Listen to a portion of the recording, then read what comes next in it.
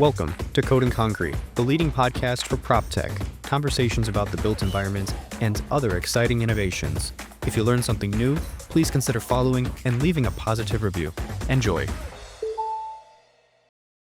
Hey folks, I've got a return guest here. We've got Robert Orozco on the phone right now. He's been on episodes 23 and I think 27. Rob, correct me if I'm wrong, but I was one of the earlier ones. Yeah, you were one of the OGs to the show, but you have phenomenal insights. We've talked about data, we've talked about AI agents, and we're going to be talking about some verification and blockchain and different use cases there today. Let's catch up to speed. What have you been doing for the past 6 months? Because I always feel like you're doing something new. You've got some new credential. You're in a new organization. What's the scoop? It's very fair. I've been doing a lot of AI consulting.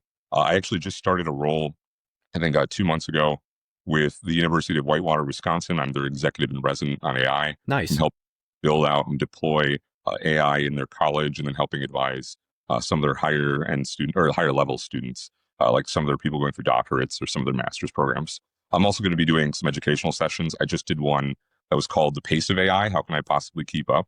Because I feel like even with this being my primary career, it's hard for me to keep track of everything that's going on in AI. After that, I've been working with a number of organizations. One of them is PillPoll, which is an AI integrated polling firm. Right now, they're very excited now that the midterms are coming up. So what they do is they help take people's direct text answers and break them out into demographic and insight information.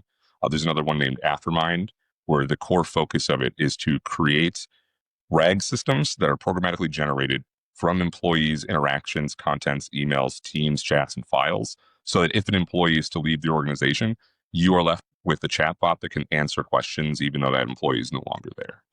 So it essentially catches everyone up to speed on that person's past work so that you don't have some big pause in terms of operations, like you have continuity, you don't get sidetracked. Exactly. Yeah, so if someone's working on a project and they leave, you could say, hey, where are they in this project? Gotcha. Well, last interaction with the customer. This also is great for onboarding. So if someone leaves and you bring on a new person for the role, they're able to interact with the chatbot to get an understanding of where that person was in that role to help them get up to speed quicker. Right. Well, that element of continuity is huge. I use that term when talking about assets and information in real estate, because there's always this problem where you are not sure who the previous people were, what work got done, and then even if you do have access to information, you're not entirely sure that it's accurate, which is a really good segue into the first question that I wanted to ask about verification, because your startup, Afirmity, and I don't think we've really gone and done a segment on what it does. So maybe we'll start there, what Afirmity is, but why you are using blockchain for verification second. Absolutely. So the reason we're going with blockchain is because blockchain at its core is the only trustable media we really have. There is not a better system of trust for transactions or information than a blockchain technology, plain and simple. Why is that? Databases can be altered, hacked, even if you have logging. The way they're designed is they're still just software on a computer. And especially now that we're entering the era where people are leveraging AI for malicious use and hacking, I think that the environment of the database will be extraordinarily impacted. I mean, look at data leaks for the last 10 years. Everyone's talking about, hey, we can, this system's been hacked. We've pulled out your data. Give us a ransom of, a few $1 million. You can have your data back. I think that that's going to increase with agentic coding, because what used to be called script kiddies, which was the malicious hackers that just used application scripts, will now have a smart tool that is more robust, more capable of malicious use. And so I think cybersecurity is going to be very impactful, and having data stored on a blockchain means it is fully trustable and verifiable. You're not going to lose databases. One of the funniest examples of this, ironically, is when I was growing up, we had MySpace. Mm-hmm. So before Facebook, we used to have our little social media. They weren't great on security, but during their migration, they lost, I think, 12 years of social media content just because of the way they were doing the data transition, and it failed. And you can never have that with the blockchain technology. And I think that's going to be absolutely critical for tracking transactions. If you think anything that requires real auditing, blockchain makes the most sense. Anything that regards, financial assets, anything regarding business. And I think what we're going to go into is social media as a whole needing blockchain technology integrated, which is what Affirmity does. Affirmity is an immutable media platform so that you can certify the authenticity of content. There's already some content authenticity programs going out. One is C2PA. It's an international conglomerate of intellectuals, professors, business leaders building out a verification program, and they are using a blockchain technology. They're actually doing hashing and then putting those hashes on the blockchain. I have a slight disagreement with that. I think when it comes to visual media, like videos, you need more of a robust system of saving. Hashing is absolutely great for text documents, application files. Like you want to make sure an application that you're uploading has never been altered. And hash checks are a really consistent use case of that. And it's very easy to put a hash of an application on a blockchain. Well, let's open up some of these technical terms. So Yeah. we're using blockchains to verify information and media, and it sounds like there's a couple different ways to do that. One is storing the media directly on the blockchain, and the alternative is keeping the information off of a blockchain, but essentially anchoring it or giving it some sort of digital fingerprint using a blockchain. Absolutely. And the second portion, the latter, the anchor, the digital fingerprint, we call that a hash. Is that right? Yeah. Yes. So hashing is just taking the entire application file and its bytes, and then there's an algorithmic process you can do that results in a hash. It's the same way that you secure passwords. So if you enter a password, the reason that any website never gives you your password back when you go to recovery, it makes you write a new one, is what it does is you enter a password, they hash it. You're given a hash value. And all it is math that only goes really one direction. And so that's the way that security works is we take a piece of text, whether that's a password or a whole contract. We create a hash value from it, which is basically just math on the bytes of the application, and you're given a result number. And the way they do password verification is saying, hey, I'm going to type in your password, I'm going to do that math, and I should get the same result. If I get a different result, I know that you put in the wrong password. It's the same way that they can't give you your password back is because they don't know what it is. That's kind of the high trust aspect of passwords. Now, there's efforts to brute force them, which is where you get kind of some of the data leaks that you see where it's like, oh, your password was exposed. It simply means you most likely had a very simple password. There's people running computers all over the world trying to crack passwords. But the more complex you have, the harder it is to do, which is why very robust documents like contracts are so valuable to put on hashes, because when it comes to a contract, that contract should be static, stable. It's an extraordinarily long text document. So if you look at the math of creating it and replicating it, what they do is they brute force it. So it'd be like ABC, et cetera to Z, 1 through 10. It's one of those. Now we'll add 2 digits. Now we'll add 3 digits. Now we'll add 4 digits, on and on. And so when it comes to a contract, you're looking at thousands of pieces of data that you have to randomly generate. The likelihood of a collision on that is so significant or insignificant that it's a really great way to store values for documents. The only difference I have when it comes to digital media is it runs into the same problem. You can create a hash on a video, but if you trim a video or if you crop a video to a different size, if you add any sort of filtering, that alters the hash because it changes the underlying file. That's why I've been a big advocate for whole media when it comes to visual media. But when it comes to documents or telemetry data, that's perfectly valuable to store as a hash on a blockchain. Got it. Well, let's talk about some of those use cases. I frequently bring up the built environment and all of the different people, the paperwork, the file types, and then above that, the governance of those elements, whether that's standards, frameworks, policy, regulators. And so there's this expectation of enforcement. And when there is some sort of consequence that comes with the enforcement, have you done this job correctly? Is this number accurate? Are we being honest with each other? It introduces these areas where maybe something could be manipulated so that you get a desirable outcome. For example, if a property is deemed non-compliant, is there some way that we could forge a certificate to make the property look like it's compliant? And maybe that's safety codes or having properly conducted a transaction of ownership, think title fraud. So there's all of these different things, and you want to make sure that you don't get hit with a $1 million fine or you face jail time. And this has been a very prominent issue in these old school legacy industries, whether that's real estate and infrastructure, supply chain, even healthcare, where big consequences introduces areas where people are going to search for arbitrage. So, how do you see the use of blockchain technology as a remedy for some of these legacy issues? What did they get wrong, even as they digitize? Why is that not good enough? And how are we starting to navigate a better form of verification?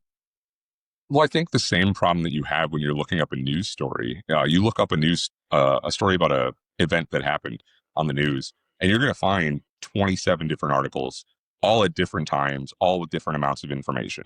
Right? The thing that happened yesterday is very different than the thing that happened 2 weeks ago. So as you're searching these, you're left with these individual artifacts that are all different components of information. The huge value of blockchain is that it is a traceability tool. You know exactly when it was placed on, what it contained. And so when it comes to things like contracts or, regulatory docs, that's fantastic. You know when it was posted, what it contained, and you can verify it very quickly. It comes down to the problem of too many places where too many things could be stored.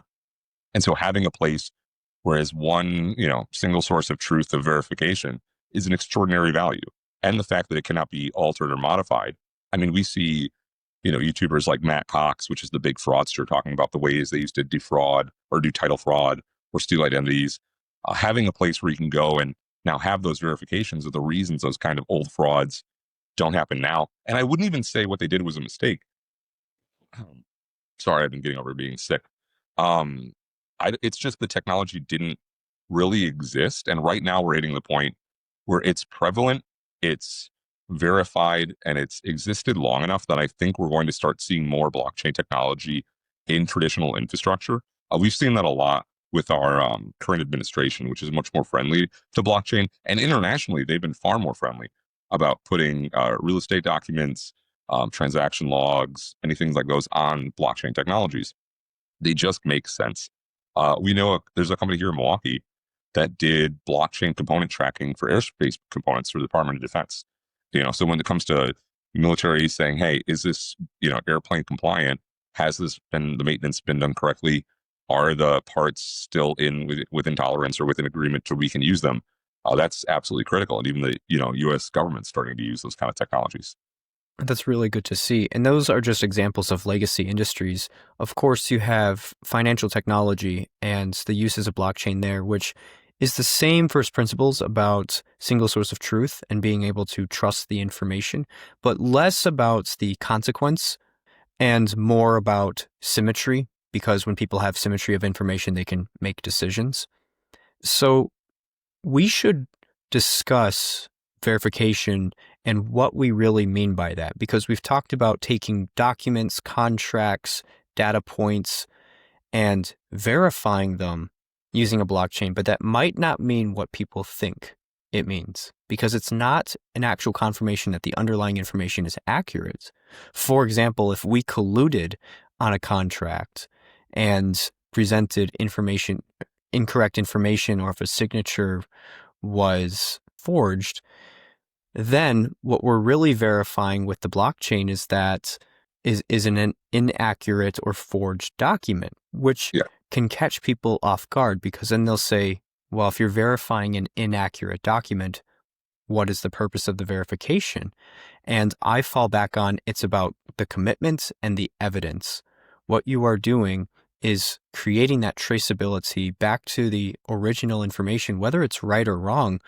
But if we find out in the future that a document is incorrect, if we're going through litigation and we can go back and see that the contract was forged or that the information uploaded was incorrect, we know that at that point of time, that's where the issue originated. So it's about that traceability of the information. not necessarily trying to ensure that the underlying information is 100% accurate, because a blockchain simply cannot do that, but setting in stone the correct or incorrect information so that we can point back to it. Another example is if we're working on a building and someone does their job incorrectly, we may not know at the time that they did their job incorrectly. Now we're going to document it, and that's going to be hashed using a blockchain. So maybe it's a file that they had uploaded, and we can confirm the authenticity of that file.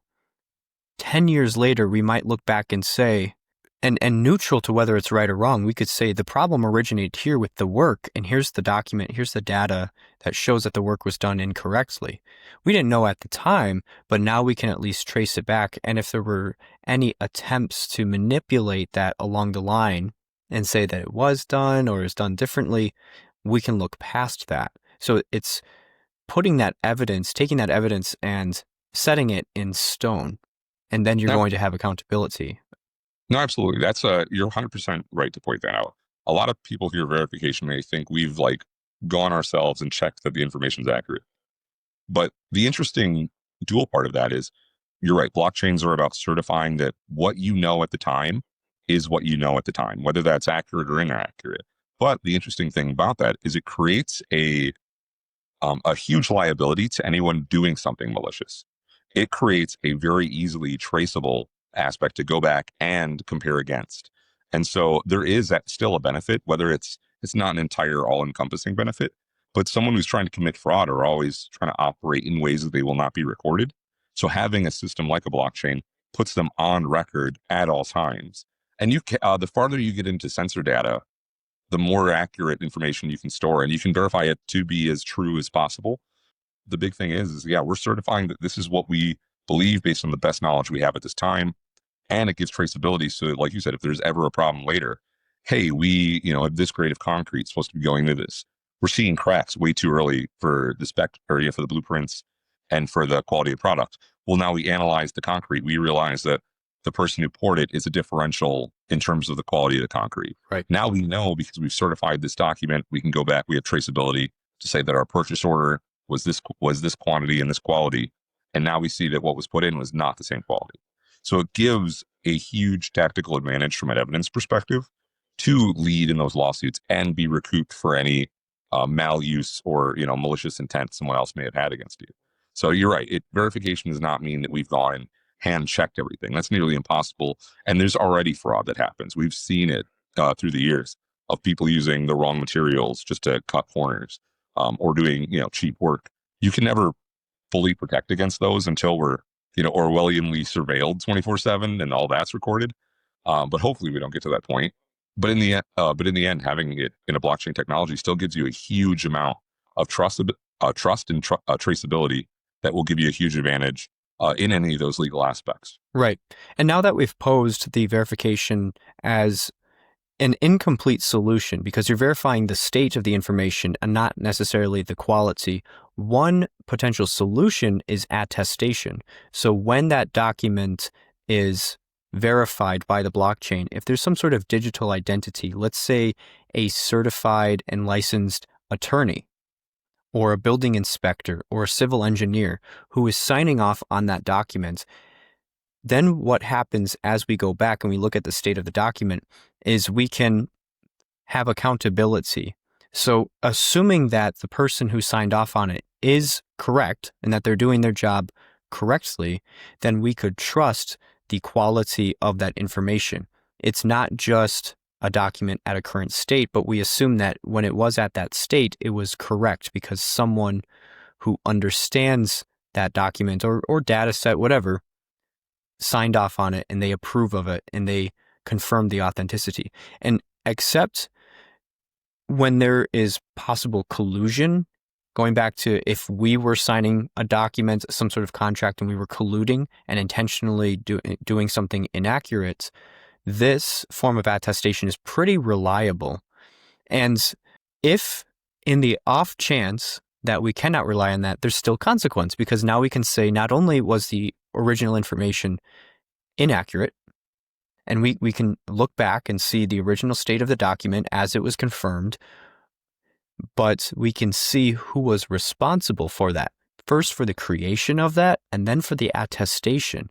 And this creates so much accountability that currently does not exist in so many large industries, whether that's legacy or some of the social media use cases that we were talking about. If there's information that's being distributed or pictures or video, and there's attestation that goes along with that, then we have a lot more trust of that. And if we find out later it actually was inaccurate, well, then hopefully we can enact the proper consequences of just wondering and twiddling our thumbs about who came up with this and who should be in trouble for lying or committing fraud.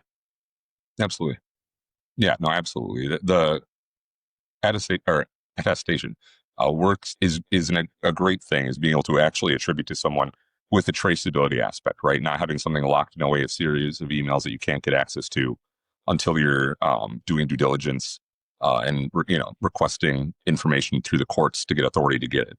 Having it as a central place where you can trace all of this information, and even going into the work you do, you can combine additional sensor data and information data collected around a property, so you get a more holistic view that is as trustable as possible. I think it's one of the best use cases of blockchain technology as a whole. Certainly. And I think that it introduces efficiencies as well. If we no longer have to re-verify or recertify information because we can look back at information and see that it's still in its original state as it was signed off by a certified individual, and we trust that, because it's blockchain based, and this is an immutable decentralized ledger, then theoretically I could proceed with making a decision based off of that document, that information, without having to audit or, well, actually this acts as a spot audit because it's telling you right there that it's still in its original state, but going through a lengthy audit process, we no longer have to do that. We don't have to bring in third parties.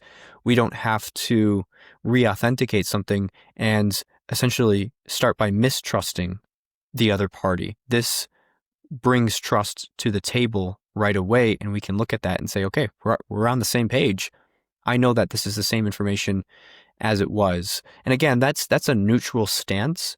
And this is what I want to reiterate. Just because something is verified doesn't necessarily mean that it's correct, but it does say that it's in the same state as it previously was, whether Yes. that's good or bad. It's good if it's accurate, and then we still get to act off of accurate information.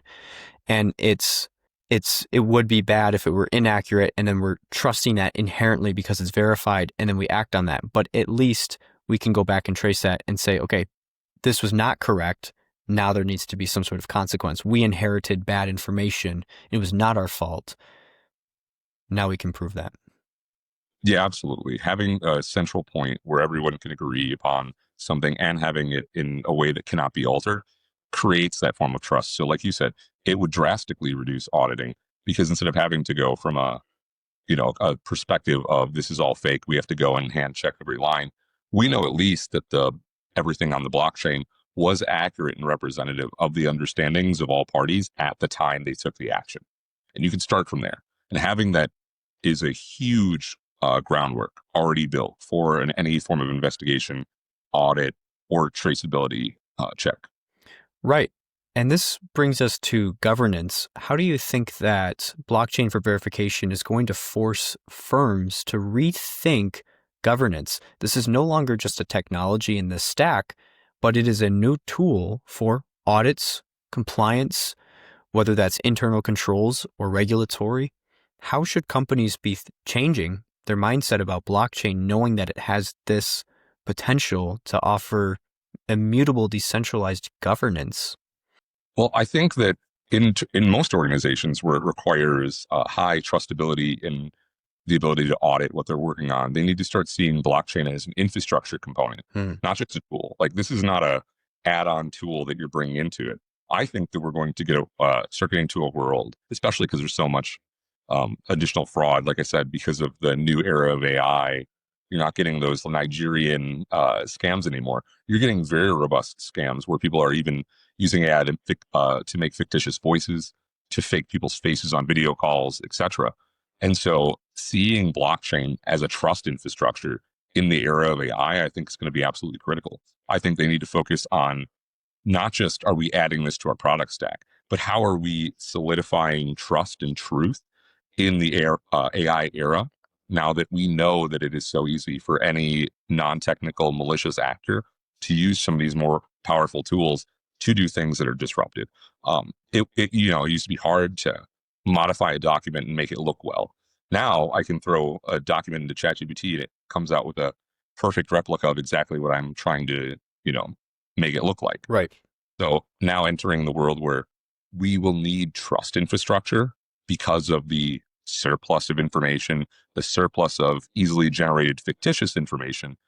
I think they need to start seeing blockchain as how do we do this from a security and trust perspective in so that now that we're entering into this world, you want to have the advantage of being the at initial starting point trustable organization. Mm-hmm. I also think we're going to start seeing integrations with this directly into government.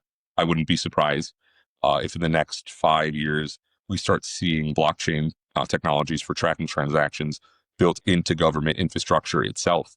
And so all it would be was chain-to-chain linking, saying like, here's the government's official report of this property ownership, or the title change, and then that's being fed directly into a property record in someone else, in a private blockchain for owning that property if they're looking to invest or develop it. Yeah, that's a phenomenal example. Well, it's really interesting that you bring up the property, the registrar of deeds becoming tokenized, essentially, where they're going to use blockchain verification for potential property ownership.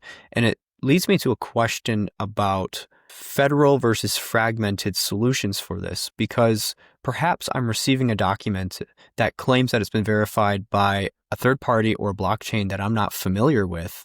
And that sort of fragmentation without standardization introduces even more friction because we're not quite sure if I can trust this source, and then I'm going to go back and check anyways. So how do you think that we should approach standardization of solutions like this? Should it be handled by the federal government or state governments? Should there be standards bodies and frameworks? How do we ensure that whatever solution for verification is being rolled out makes this process seamless as opposed to chaotic? So that is actually a really huge challenge. We do obviously think anything top down is always good from a governance perspective, but it's not necessarily good for a political perspective. Mm-hmm. We already see a lot of states' rights issues and how things are managed, but we are seeing things like the federalized ID, where everything has that little star in the corner, Right. verified that your state, even if it's individual state structures, it has a federal seal that it is verified from the federal process of your identification. So I think that we're probably going to see a hybrid. I think that we're going to see a federal level, here's the core components that everything needs to have, and then you'll see the state level of, okay, now that we have that, is it formatted in our proper way? And one of the big advantages is we do live in the AI era, and AI is very good at translating those kind of pieces of information. And because blockchain tracking for things like documents is rather inexpensive, you could always do a two-state storage where it's saying, hey, we have a blockchain here that's having, we have this document, we're having a record of importing that document in its original state, and then we're having a conversion to our unified private system so that our system can analyze and get the data correctly. But I think it's going to be a bit of a hybrid approach, and that's purely for the way that our government is structured. I don't think we'll ever see a full federal standard of something like a property deed. I think that's very much going to be state level controlled, or even down to county level. But I do think that there will be a federal standard of the minimum requirement of information, and then a county to state level regulation about the formatting and structure and maybe additional data points that they want to capture. But again, because we live in the AI era, it's very easy to ingest a document and then reformat that document into a structured format that works for yours. I think holistically, from an AI perspective, we're going to see a lot more bespoke solutions versus the era, like the SaaS era of everyone's using a unified product with slight modifications. I think we're going to move very much to bespoke and individualized solutions because we can now outsource some of that unsurety to AI. Okay. That's an interesting stance on the topic. So you think we're going to gravitate towards bespoke solutions. Why do you think that's a strength? this time around? I don't necessarily know if it's a strength. I do believe it's not a weakness. It's Okay. partially because there is always a huge struggle of fitting, a big circle into a square box, right? So if you have something that just doesn't quite fit your needs for your organization, it's really great to have something highly tailored. There's whole companies that exist for doing application modification for some of these big SaaS providers. And so and now that we're able to build like individualized tools that get directly to your needs and answer those direct questions, the market will have a general impact on things. If you see that, hey, your investors are asking for X, it will be very easy for you to add X or for things to grow and improve and, naturally build versus having bespoke solutions that everyone has to fit into their systems. So that's why I think bespoke as a whole will be a benefit. I also think it will accelerate progress in a lot of these technologies. Part of the issue we've always had is adoption, right? So how do you adopt these kind of innovative technologies if these large, governments don't have them, or if large orgs don't have like a unified process? Now that we're entering an era where we can make translative or transformative processes to go from one system to another, it will drastically increase adoption for these technologies, and I'm very excited to see that. Okay. Got it. Well, thank you for sharing that. Just to do a quick recap of the conversation that we've had so far. So, we're talking about blockchain as a verification tool, whether that's storing information on a blockchain or connecting outside information to a blockchain. However way you want to string it, you can rely on this technology because it is generally immutable and decentralized. That's really good for auditability and traceability. Now, there are some potential weaknesses posed here, which is that if we are verifying information, we are not necessarily verifying the quality of the information, just the state of the information. However, long term, this has its benefits because we can go back and look at whether something was accurate or inaccurate at that time and at least have countability. Think of it as evidence where it could incriminate someone or could exonerate them. Now, one thing that firms need to be thinking about is the implementation of this because it's not just a technology, these are governance terms. So you have to put a plan in place of how this is going to change how people and information and systems interact with one another. Now, one thing that's going to shape that decision, and I bring this up because people like Rob and I are actively shaping that discussion, is the frameworks and standards that will be introduced to ensure that firms are not verifying based off of their own terms, but we're working with something that's interoperable. Because the idea of verifying with the blockchain falls apart if we don't trust the blockchain. So we need solutions that are reliable. We need systems and interfaces that can be trusted, especially at an institutional grade. Rob, did I miss anything? No, I think you nailed all the points in my head. Well, fantastic. I'm looking forward to seeing how this gets rolled out. I know that you've been working on this as a media solution. We're in the built environment and infrastructure and very excited about how it's going to add so much transparency and some efficiencies as well as we start to trust each other a little bit more often. As usual, I'll have your information in the show notes. People can go check that out. And I really appreciate you coming on the show and sharing some of your knowledge. Anytime. I always love talking with you. Awesome. Me too. All right. Take care. Take care.